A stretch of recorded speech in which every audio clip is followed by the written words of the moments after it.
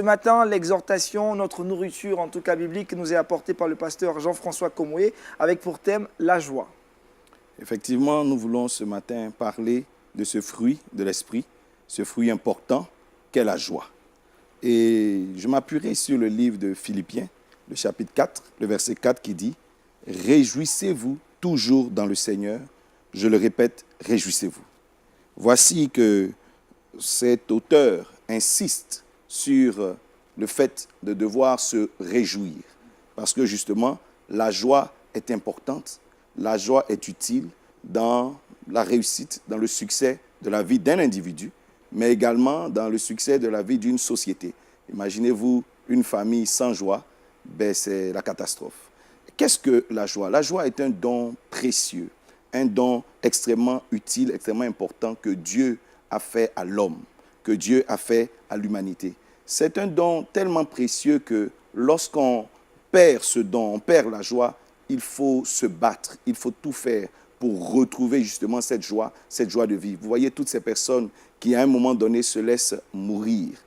D'autres même cherchent à se suicider. C'est parce que pour ces personnes, la terre, la vie n'a plus de sens. Donc il n'y a plus de joie à demeurer sur terre. Il n'y a plus de joie à vivre. Quand vous voyez ces couples qui se séparent, c'est parce que l'homme estime qu'il n'y a plus de joie à demeurer avec cette femme qu'il a aimée dans le temps. Vous voyez, la joie est un don précieux, un don utile qui permet de bâtir les sociétés, bâtir les individus. La joie est également le résultat de l'œuvre de Dieu en nous. Vous savez, quand l'œuvre de Dieu a été bien faite dans nos cœurs, le résultat, c'est que nous menons une vie joyeuse. Nous menons une vie heureuse. Vous lirez à plusieurs reprises dans le livre des psaumes, « Heureux l'homme qui a trouvé son plaisir dans la parole de Dieu, la grâce et le bonheur l'accompagnent. » Donc quand Dieu a opéré en nous, nous avons permis au Saint-Esprit d'opérer dans nos cœurs, dans nos vies, le résultat c'est que nous avons une vie joyeuse, malgré tout ce qui peut être justement à l'extérieur de nous. La joie est également une clé de victoire, une clé de réussite importante. Le psalmiste dit « La joie de l'Éternel est ma force ». Donc vous voyez que c'est une force, c'est une arme, c'est une source de motivation. Vous imaginez quand vous faites quelque chose sans joie, sans passion, vous n'êtes pas motivé à cela. Donc quand dans une entreprise, il y a une bonne ambiance et que tout le monde est joyeux d'accomplir son travail, naturellement, nous obtenons de très bons résultats. La joie est également une nourriture pour l'âme. Vous voyez, elle entretient la bonne santé de l'âme, mais même la bonne santé physique. Vous voyez, il y a pas mal de maladies, pas mal de maux que l'on a juste parce que nous avons perdu la joie. Et des personnes sont tristes, stressées, abattues et finalement se retrouvent soit avec des problèmes de tension, soit avec des problèmes d'ulcère d'estomac. Vous avez juste besoin de retrouver un peu de joie. Sachant cela, vous voyez, il est convenable de ne pas exposer son cœur justement à l'œuvre du diable. Vous savez, la joie étant un don précieux, naturellement, votre ennemi cherchera à vous arracher ce don. Il cherchera à le voler, à le retirer. Et la Bible dit justement, veille sur ton cœur, protège ton cœur plus que tout dans les livres des Proverbes, parce que c'est de là que viennent les sources de la vie. Voyez. Donc, l'exemple de Job est très palpable. Job a été, par exemple, touché au niveau de ses biens. Le diable a attaqué, le diable a emporté tous ses biens, toutes ses affaires, toutes ses richesses. Mais Job a empêché que l'ennemi ne touche son cœur. Vous voyez? Donc, le diable peut, la vie, les difficultés de la vie peuvent toucher vos biens, peuvent toucher vos richesses, mais empêcher l'ennemi de toucher votre cœur, empêcher l'ennemi de voler votre joie. Job est allé jusqu'à perdre même ses relations, ses enfants. Vous voyez? Vous imaginez perdre un enfant, ce que ça représente. Mais malgré cela, Job a gardé quand même sa joie d'être dans le Seigneur. Sa femme, justement, maudissait Dieu déjà et voulait que son époux, qui est Job, justement, fasse la même chose en lui disant « Maudit Dieu et meurt » à cause de son état de santé qui était justement déplorable. Mais Job lui a dit, tu parles comme les insensés. J'ai toujours la joie en moi parce que j'espère que mon Rédempteur se lève le dernier. Comment est-ce qu'un homme a pu être autant frappé par l'ennemi, ayant tout perdu, ce à quoi justement les êtres humains s'accrochent, mais il a gardé quand même sa joie. Et le fait d'avoir gardé justement son cœur plus que tout a permis à Job de retrouver ce bonheur qu'il avait perdu. La Bible dit, il a été 7 fois plus heureux. Je crois que quelqu'un peut être heureux à nouveau. Je crois que quelqu'un peut être restauré au niveau de sa joie, restauré au niveau de son bonheur. Comment est-ce que quelqu'un pourrait avoir une vie joyeuse, une vie heureuse? Vous savez, notre joie doit avoir une bonne fondation. Quand vous avez fondé votre maison sur le roc, malgré le vent, malgré les tempêtes, cette maison tient. Et le roc, justement, de notre joie, c'est l'Éternel. La Bible dit, la joie de l'Éternel est ma force. Vous savez, le diable peut toucher tout, mais il ne peut pas toucher à Dieu. Il ne peut pas toucher le Seigneur. Donc, quand votre joie prend appui sur le Seigneur, voyez, votre roc, votre fondation est la même hier, aujourd'hui, éternellement. Jamais Dieu ne changera.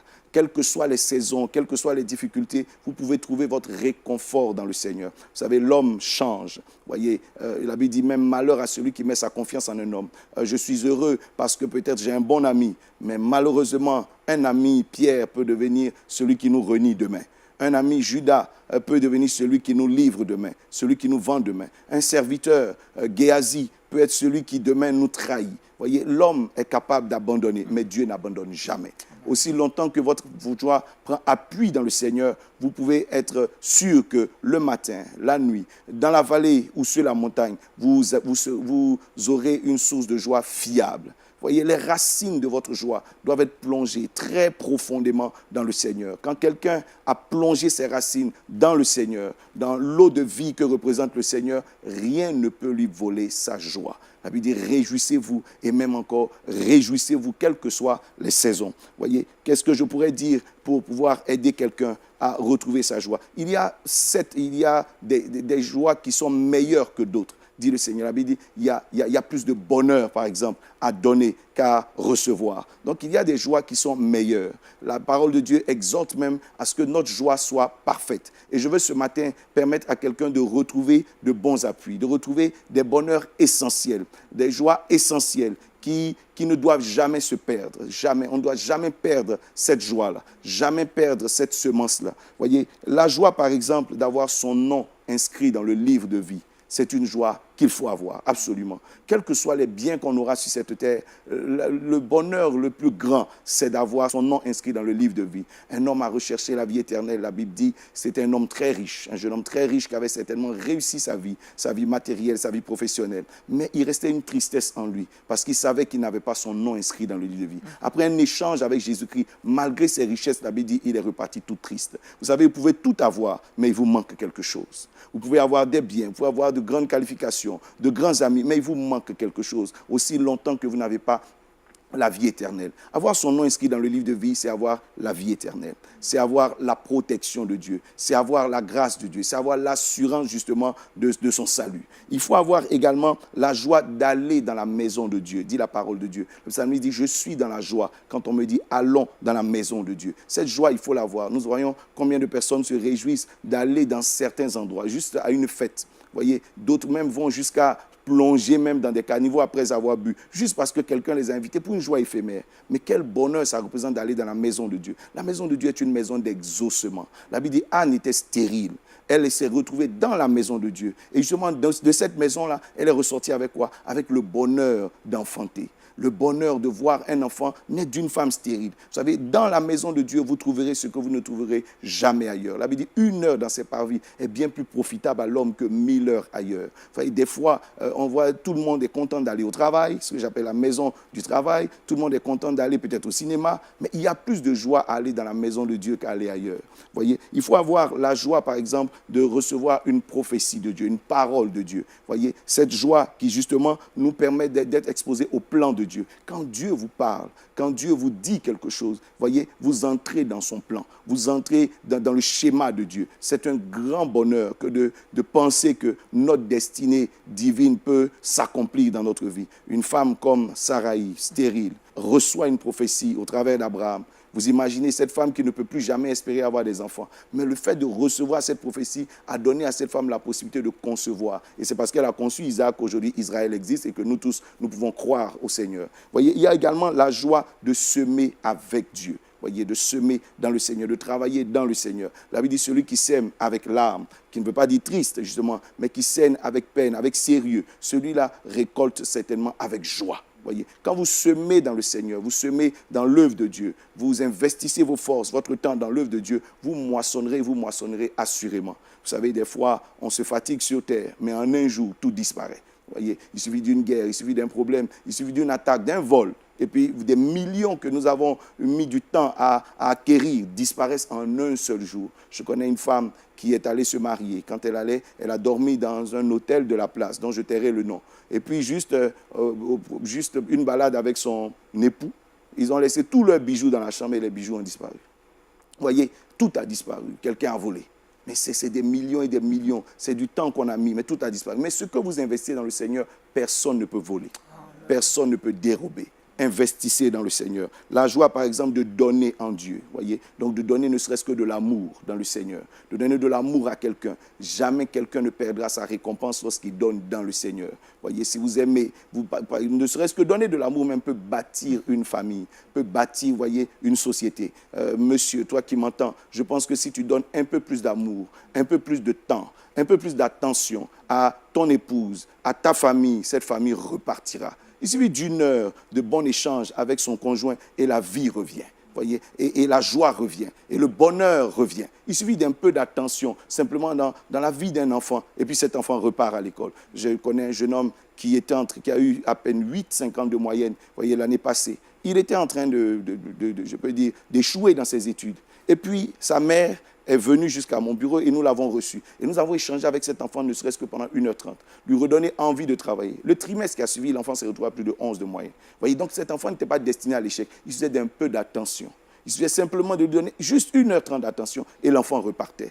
Peut-être que tu as besoin de donner un peu plus de temps, un peu plus d'attention à ta famille, un peu plus d'attention à ton conjoint et le bonheur de la famille reviendra. La joie, par exemple, de la persécution, dit la Bible. Vous savez, c'est étonnant que de se retrouver en prison, de se retrouver persécuté et frappé et battu et avoir la joie. Mais Paul et Silas ont loué quand même Dieu, ont célébré Dieu dans la prison, après avoir été battus toute la journée. Pourquoi? Celui qui est persécuté, c'est parce que justement il a un impact sur la société. Et si vous avez un impact, c'est que de nombreuses âmes sont gagnées, c'est que des vies sont sauvées, c'est que vous avez réussi votre ministère. Donc lorsque nous atteignons ce niveau, même quand les hommes nous frappent, nous nous réjouissons justement du résultat de notre ministère, de ce que nous avons fait, de ce que nous avons accompli. Pas la joie d'être persécuté ou d'être mis en prison parce que nous avons volé. Non, ce n'est pas de ça que nous parlons. Mais la joie d'avoir gagné des âmes, d'avoir participé à la vie, au salut, à l'œuvre de Dieu. Et que pour cela nous sommes persécutés, nous ne perdrons jamais notre récompense dans le Seigneur. Enfin, je vous parlerai de la dernière joie, la joie de pardonner.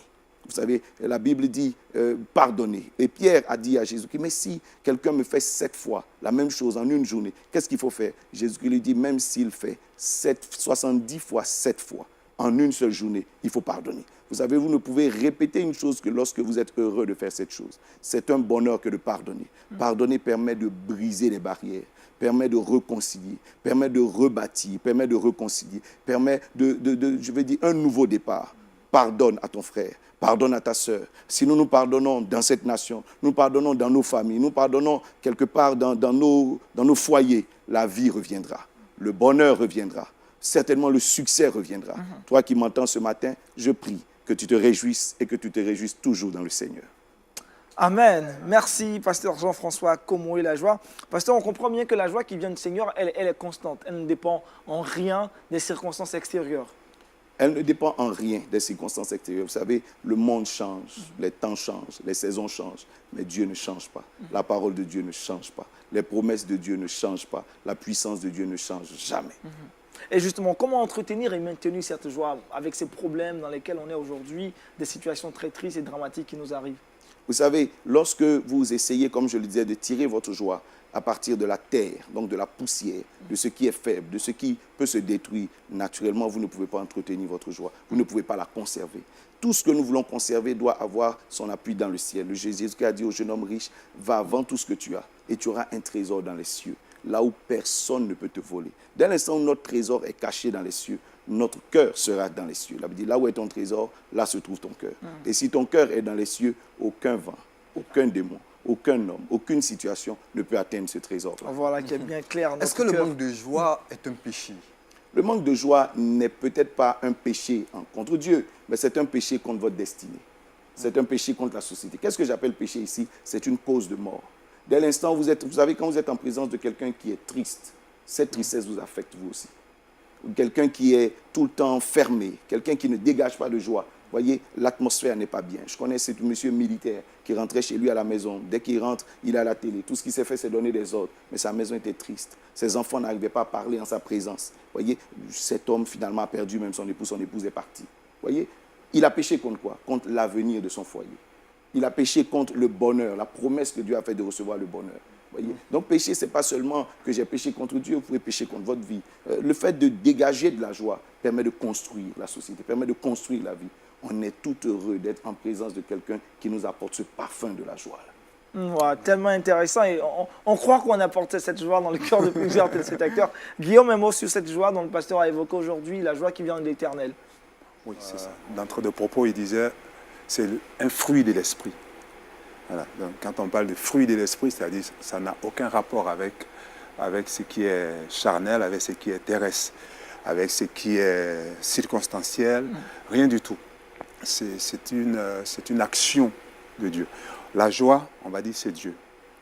Voilà. Ce qui fait que quelqu'un peut en permanence garder cette attitude. D'abord, c'est la parole de Dieu, c'est une recommandation du Seigneur, mais c'est dans la mesure où on a fini par comprendre que notre joie est fondée, c'est-à-dire c'est Dieu qui est notre joie. C'est pas... Donc on a la garantie. Ouais. C'est lui qui est le sceau de la joie. Voilà. Donc à partir de là, bon, le monde aime bien, hein, c'est-à-dire quand même, on dit que ça va être logique. Quand même, mon frère, tu ne vas pas rester là, tu ne vas pas rigoler tout le temps, quand même. Les gens disent ça, mais ce n'est pas ce que la parole de Dieu dit.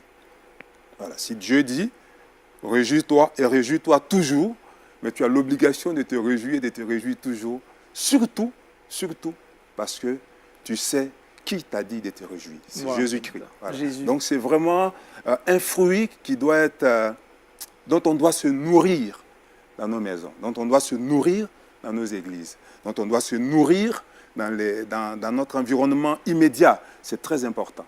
Les gens doivent voir notre bonheur. Voilà. Et ils doivent se poser la question, mais d'où est-ce que tout ça lui vient? Et ça vient de l'Esprit. Et ça vient de l'Esprit. Ça vient de Dieu. On est rempli du Saint-Esprit. Notre joie doit déborder. Voilà. Pasteur, vous avez en tout cas été très direct aujourd'hui. Un message qui nous fait du bien, la joie, partager la joie autour de nous, la joie qui vient de l'Éternel. Vous allez prier que Dieu fasse du bien à quelqu'un qui ce matin était attristé, était triste, traverse une situation difficile et désespérée, que le Seigneur le touche à travers cette parole et qu'il soit réellement dans la joie. Nous prions. Seigneur Jésus-Christ, nous te bénissons. Merci de ce que tout ce qui vient de toi est bon. Bon pour l'homme, bon pour la vie de l'homme, bon pour l'avenir de l'homme. Seigneur, la parole de Dieu déclare que l'ennemi vient pour voler, pour égorger, pour tuer. Il vient pour détruire. Mais Père, toi, tu viens pour reconstruire, pour rebâtir, pour restaurer. Que toute personne, toute famille qui en ce matin s'était retrouvée dans le camp de ceux qui ont perdu la joie, retrouve sa restauration en toi au nom de Jésus de Nazareth. Amen. Que le bonheur de Dieu repose sur vous, repose sur votre famille, repose dans votre maison. Que la puissance du Saint-Esprit opère dans vos cœurs et détruise toute semence de tristesse, toute semence que l'ennemi a laissée en vous. Je proclame que cette journée est bénie, que cette semaine est bénie, que cette saison est bénie au nom de Jésus. Amen. Amen. Amen. Merci énormément, pasteur Jean-François Comoy. Ce matin, on a été instruit sur la joie, un message qui nous fait du bien.